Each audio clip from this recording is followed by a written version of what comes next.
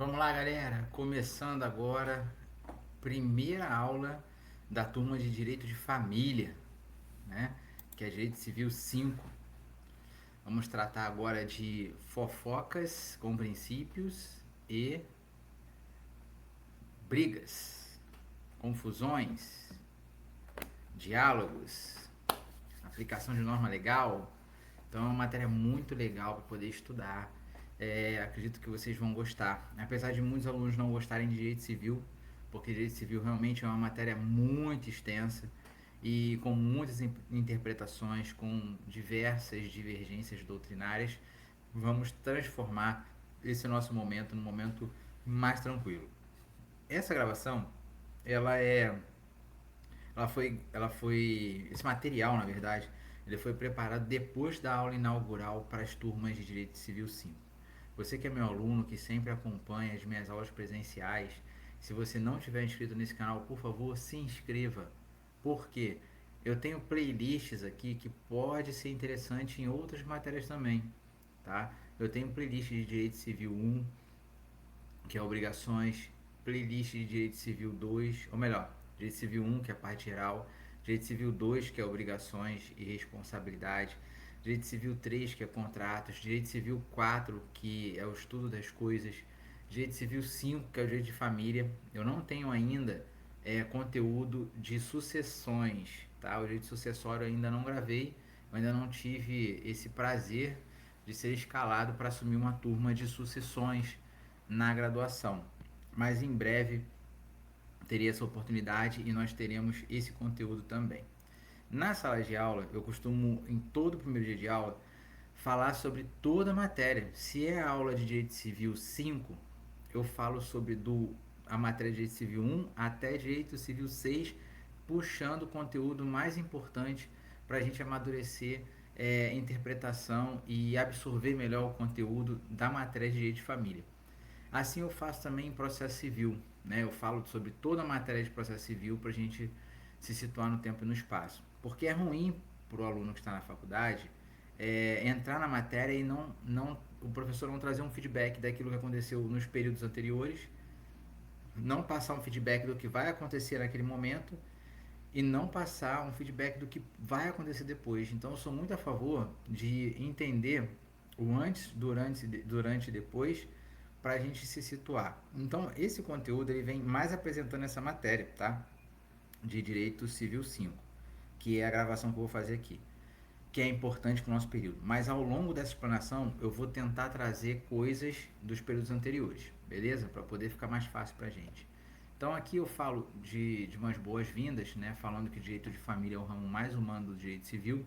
Isso a gente vai comprovar porque na aula 2 nós falamos sobre conceito de direito de família, porque a gente vai falar da introdução, vai falar que o Código Civil ele está sempre em constante mudança por conta da evolução social. Então, na medida que o ser humano vive em sociedade, tem que ser regulamentado, o Código Civil está presente, o Código Civil normatiza e o Código Civil vai mudando ao longo do tempo na medida que a sociedade vem trazendo novas experiências. Então, o direito de família, ele é muito humano, porque nós tratamos de questões sensitivas, de questões de sensibilidade, de questão de coração, de questão de carinho, de amor, violência contra menor de idade, abandono de incapaz, abandono afetivo, alienação parental, divórcio. Então, essa matéria está muito atrelada à dor do ser humano. E a gente vai passando e contando experiências de casos concretos dentro dessa matéria de direito de família para facilitar a absorção do conteúdo teórico. Então, aqui a gente aprofunda, né, fala sobre teoria e fala sobre caso concreto. Eu coloco assim que ao longo desse semestre nós vamos fazer desafios, né, para refletir sobre transformações da sociedade e, inclusive, vocês vão acabar se identificando com esse conteúdo por experiências pessoais, inclusive familiar. Aqui eu falo um pouco da minha experiência profissional, da minha atuação na graduação desde 2006, tá tranquilo? Isso não é importante pra gente aqui, que eu quero pegar a questão do nosso conteúdo. A ementa da disciplina, ela vai falar sobre direito pessoal de família, direito patrimonial de família e direito assistencial. Ali a gente vai tratar de casamento, conceito, requisitos, relações de parentesco, filiação do poder familiar, união estável, que é um assunto importante, cai muito na prova da OAB, direito patrimonial da família, regime de bens, pacto antinupcial, alimentos, dissolução do casamento. A questão de pacto antinupcial também é muito visada para o exame da OAB, porque nós temos que entender que o pacto antinupcial ele é muito importante na hora de se optar pelo regime de casamento. Se eu não fizer um pacto antinupcial para um casamento com separação total de bens, essa separação total de bens não terá validade, a gente vai estudar isso mais adiante. Então, desde já eu já venho pontuando aqui a importância desse assunto. A dissolução do casamento, que a gente fala também do divórcio, e junto com isso, quando temos aqui regime de bens, nós falaremos de partilha, tá? É muito importante não se omitir a existência de patrimônio. Muitas pessoas falam sobre omitir para economizar nas custas processuais, mas vai chegar um determinado momento que isso vai dar problema. Então, tem patrimônio, informa no divórcio para que faça a partilha e fique tudo ajustado. Falaremos também do direito assistencial, e esse termo assistencial ele é bem forte quando se trata de tutela, curatela, tomada de decisão apoiada, guarda e convivência, porque o direito assistencial é onde tem a presença de terceiro interessado ao apoio de quem realmente é necessitado. Então, se eu falo de tutela, eu falo de menor de idade. Se eu falo de curatela, falo de maior de idade. Se eu falo de tomada de decisão, eu falo de pessoa portadora de deficiência. Tá? Em guarda e convivência, nós temos a relação do menor de idade junto com o seu genitor ou genitora, dependendo do caso concreto. Percebemos aqui que eu separei em 3 janelas com itens, tá? E que nós tratamos de pessoas. Eu faço a revisão do Direito Civil 1 e trago conceitos de capacidade jurídica, de personalidade jurídica, porque são matérias que nós estudamos em Civil 1, onde nós temos que entender a menoridade, o relativamente capaz, o absolutamente capaz de tomar decisões e praticar atos da vida civil. A gente comenta sobre isso em sala de aula. A emancipação, as espécies de emancipação que existem no Código Civil são importantes para a gente ler e introduzir aqui em direito de família.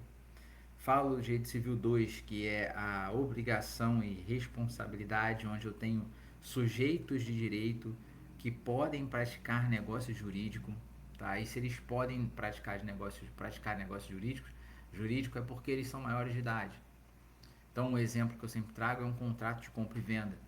O contrato de compra e venda ele é realizado por maiores de idade. Eles têm que ter capacidade jurídica, tá? Personalidade, para poder realizar o ato. Se eles não tiverem, o ato pode ser nulo, ou anulável, ou anulado.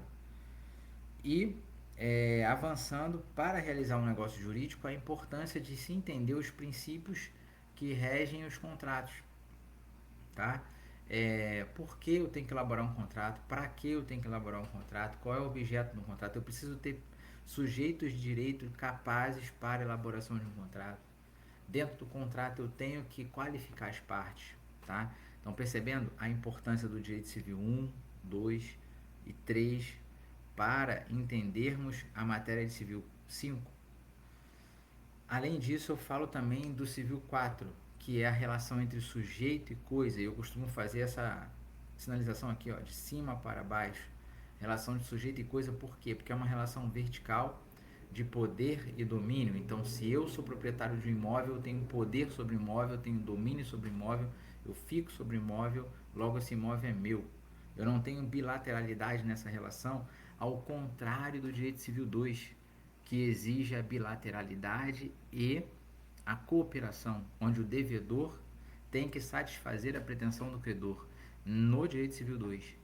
Tá? Então aqui, quando se fala da relação entre sujeito e coisa, eu tenho direito civil 4, eu tenho patrimônio, eu tenho bens, e aqui vocês podem ver que no direito patrimonial de família eu falo de regime de bens, eu falo de partilha. Então, saber a relação entre o sujeito de direito com a coisa é importante para entendermos a questão da partilha, tá certo? Por quê? Se eu sou proprietário de um imóvel, meu nome consta no RGI, eu vou fazer a partilha de bens. Se eu não tiver meu nome no registro, mas eu tenho direitos sobre a coisa, eu tenho uma relação de posse, de direito, não de propriedade, eu posso também fazer a partilha desse direito ou transferir direitos dependendo do caso concreto. Então, sempre quando eu respondo em sala de aula, eu falo, depende do caso concreto. E aí a gente começa a desenhar situações para o aluno entender o encaixe perfeito dessa teoria. Fechou? E é lógico, falando de família, a gente está aqui, Direito Civil 5, vamos falar de Direito Civil 6, que é a morte, morreu, é o de cujos, é o morto. Né? E o que é o espólio? É o patrimônio deixado pelo de cujos. A gente vai estudar isso no Direito Civil 6. Então, o cara nasce, faz besteira, ou não, constrói patrimônio, casa, tem filho, paga pensão, envelhece e morre. Então, Direito Civil 1, o nascimento, Direito Civil 6 é a morte. E a gente estuda tudo isso aqui em Direito Civil, que é a melhor matéria que tem. Beleza? O que vamos aprender em Direito Civil 5? Né? Nessa conversa eu já explanei tudo que a gente conversou em sala de aula. Eu só organizei esses assuntos dentro desses slides. Ao concluir a disciplina, o aluno será capaz de dominar o instituto fundamental, os institutos fundamentais de direito de família, com visão crítica e aptidão prática para a atuação profissional. A gente provoca isso direto em sala de aula. Vocês vão passar a perceber isso na medida que o tempo vai passando e também com o material que eu estou colocando aqui nesse vídeo que vocês vão acompanhar. E não se esqueçam de se inscrever nesse canal, curtir esses vídeos, comentar no vídeo, porque a participação é muito importante, tá? É muito importante vocês participarem disso e ativar esse sininho para receber os conteúdos atualizados, que é completamente gratuito e é muito importante para a formação de vocês. Vamos ter conhecimento profundo para dominar o Instituto do Direito de Família. Vamos falar de resolução de casos. Eu sempre trago fofocas atualizadas. Lógico que eu sempre falo de personagens, mas a história é real. Os personagens são fictícios porque eu tenho que preservar a identidade dos clientes, inclusive os famosos. Desenvolver habilidade para resolver casos concretos com fundamentação jurídica sólida e coerente. A gente comenta por que houve autorização ou orientação para a mãe viajar, sair do município, morar em outro município, por exemplo, sem comunicar com antecedência ao pai. Vejam o que está acontecendo aqui em assuntos recentes com relação ao menor Gustavo, que é Gustavo, Gabriel, não me recordo, acho que é Gustavo, que faleceu, mas o menino insistia em falar para a mãe que não queria ir para a casa do pai porque o pai batia, tá? E qual deveria ser o caminho que o profissional do direito teria que orientar essa mãe? É boletim de ocorrência, é proteger a criança, é tirar a criança do lugar, é realmente esconder a criança do pai, independente de acusação de alienação parental, porque a alienação parental a gente se defende no processo, existe estudo psicossocial para isso. Não é só falar que vai ser acusado de alienação parental e vai perder a guarda da criança. Tudo tem que ser provado. E se a criança sinaliza agressão física, agressão psicológica, chora, entra em desespero para ir para a casa do pai, não é para permitir, ponto final. Que se dane se vai ser acusado de alienação parental. É melhor preservar a vida, tá? Então, análises de caso concreto vão trazer, vão aflorar mais ainda nosso conhecimento teórico dentro dessa matéria de Civil 5. Não adianta estudar Civil 5, Direito de Família, sem resolução de casos concretos. Até podemos criar casos hipotéticos, mas eu me identifico muito com casos concretos porque eu tenho muito processo no escritório, então é muito interessante trazer essas situações para a sala de aula. Novos arranjos familiares, que é a análise criticamente de novas configurações familiares, à luz da jurisprudência do STJ e do STF. A gente vai comentar sobre isso demais em sala e aqui nos vídeos. Prática da advocacia, preparação para a advocacia contenciosa e consultiva na área de família, incluindo questões no estilo da FGV. Então, todas as avaliações de N1 e N2 que eu faço são com base na FGV, são questões de nível alto, tá? Não só a OAB e a FGV, eu trago questões de concurso para magistratura, procuradoria, do município, do estado, Ministério Público, Defensoria Pública. Nós trazemos concursos de fora também, em todo o território nacional, para a gente trabalhar questões difíceis. Obviamente que vocês estarão preparados para poder resolver essas questões, porque o nosso nível de aula é um nível muito alto, trazendo muito conteúdo e muita prática, conteúdo teórico e prático, tá? A gente já está caminhando para o final, porque como é uma aula inaugural, uma apresentação de conteúdo, né, não tem que demorar aqui e eu tento não superar 20 minutos para não ficar maçante. Mapa do semestre, eu falo aqui da aula 1, que a gente vai falar de introdução ao direito de família, que é a próxima aula. Essa daqui é a aula 1 porque é a nossa apresentação, mas de conteúdo para estudar começa na próxima aula. Eu botei até como aula 2 lá, mas não tem erro não. Fundamento, princípio constitucional, aula 2 e 3, casamento.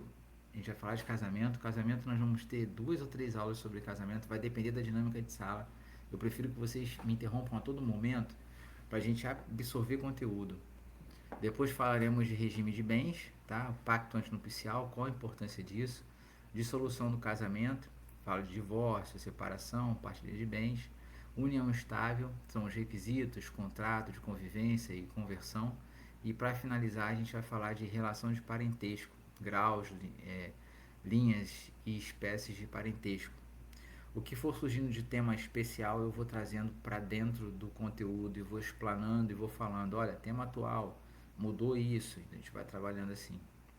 Lá para a aula 9 e 10 vamos falar de filiação, aula 11 e 12 alimentos e guarda, vai ser muito interessante, essa aula eu acredito que não serão nem duas, vão ser 3 ou 4, vai depender muito da dinâmica, tem muito assunto para falar sobre isso.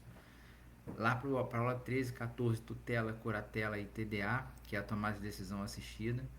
De 15 e 16 são temas contemporâneos, 17 e 20 são revisões e avaliações. E a gente vai mesclando essas revisões. Então, antes da N1, eu vou fazer uma aula de revisão boa para poder concentrar o estudo de vocês, para vocês fazerem uma prova de nível difícil com conhecimento para aquilo. Não adianta eu colocar um nível difícil e não trazer para vocês a ferramenta para vocês estudarem. Vocês vão ver que o conteúdo vai ser bem interessante. Sobre o casamento, a gente vai falar do Instituto Central de Direito de Família, sobre a análise que envolve desde a natureza jurídica até o efeito da invalidade do vínculo. Por isso vem a questão do estudo da capacidade. Tá? Nós temos o estudo da capacidade lá no início do Direito Civil 1, parte geral. E isso vai voltar agora para direito de família. Ó, idade mínima, suprimento judicial de idade e consentimento dos representantes legais. Mas para isso nós precisamos ter conceito de capacidade jurídica e personalidade lá em Civil 1. Quais são as hipóteses de impedimento?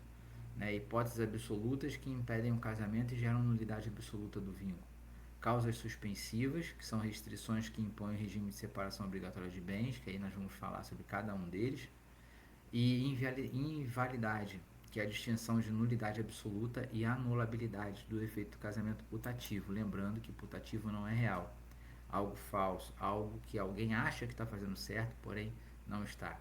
E o regime de bens, disciplina a relação patrimonial entre o casal, entre os cônjuges. Eu falo casal porque eu também se aplico o regime de comunhão parcial de bens para união estável. Isso é automático. A escolha é feita por meio de pacto antinupcial, observando as restrições legais. Então, se eu quero mudar o regime padrão, eu tenho que formalizar através de um pacto antinupcial, conforme a comunhão universal de bens e a separação obrigatória. Além disso, nós temos a figura da participação final dos aquestos, que é um assunto que não se debate muito, mas existe. Então, a gente vai trabalhar isso para que vocês aprendam e entendam comentar, conversar em família, na vida do cotidiano de vocês, inclusive quando for advogar ou fizerem um concurso público para uma carreira jurídica, saberem do que se trata a participação final dos aquestos, que pode cair em concurso também. Solução do casamento, e ali na dissolução do casamento nós vamos falar também de cumulação de pedidos. Como é que eu vou entender a dissolução do casamento com teoria apenas? Então nós vamos falar de casos concretos com a dissolução de casamento, inclusive cumulação de pedido na petição inicial e entendimento do Poder Judiciário, inclusive dos tribunais fora do estado de onde nós estamos. A união estável, nós vamos seguir praticamente as mesmas regras do casamento, porém eu consigo fazer uma união estável pós-morte, tá?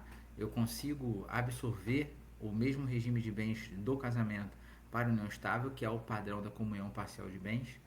E isso daí não há como modificar, a não ser que se faça um pacto antinupcial, que aí reforça a tese de separação de bens ou comunhão total, mas aí vai depender muito do caso concreto, como eu falo isso para vocês. E a questão da união homoafetiva, que antigamente não era permitido, agora, através da ADI 4277 do STF, se permite a união homoafetiva, a formalização disso, tá? Isso a gente vai conversar mais para frente. Então, relações de parentesco, a gente fala de parentesco natural, parentesco civil, parentesco socioafetivo, que é um tema muito atual, que cai muito em concurso, tá? Inclusive, benefícios que o filho que não é biológico tem em comparação com o filho biológico, a multiparentalidade, que hoje em dia é permitida também, principalmente pelos vínculos afetivos que a criança desenvolve com o genitor ou com a genitora.